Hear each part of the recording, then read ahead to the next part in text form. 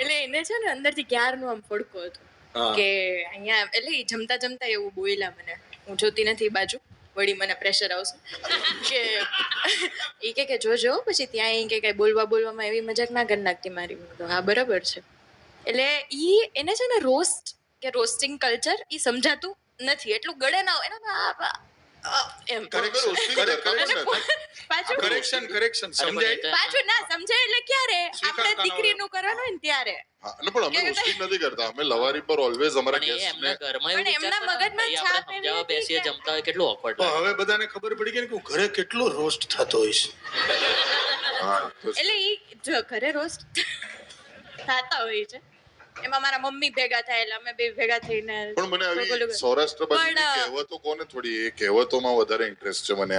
ના મને આ કેવું છે એને બહુ હવે એને કેમેરાની બી ના મને આ કેવું છે પેલો સાચો જ કરતો હતો જે કરેલું ને એને. ના મને આ કેવું છે.